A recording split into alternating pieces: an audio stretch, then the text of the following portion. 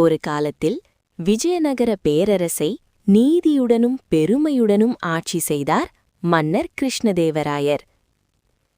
அவரது அரண்மனையில் பல பண்டிதர்களும் புத்திசாலி அமைச்சர்களும் இருந்தனர்.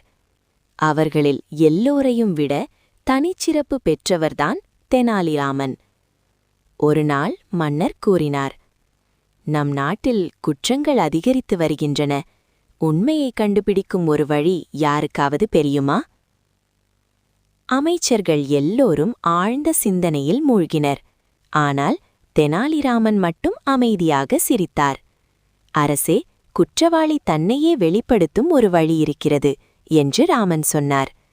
மறுநாள் அரண்மனை முழுவதும் மக்கள் கூட்டம் நிரம்பியது. இந்த பானையில் ஒரு மாய எண்ணெய் உள்ளது. குற்றம் செய்தவர் கை வைத்தால் அவரது கை கருப்பாக மாறிவிடும்.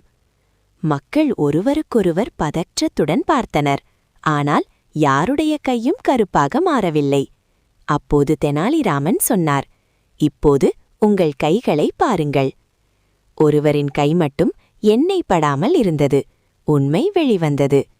மன்னர் கிருஷ்ணதேவராயர் மகிழ்ச்சியுடன் கூறினார், தெனாலிராமா, நீ உண்மையில் புத்திசாலி. புத்திசாலித்தனமும் மனநுணுக்கமும் இருந்தால் வலிமை இல்லாமலேயே உண்மை வெளிவரும்.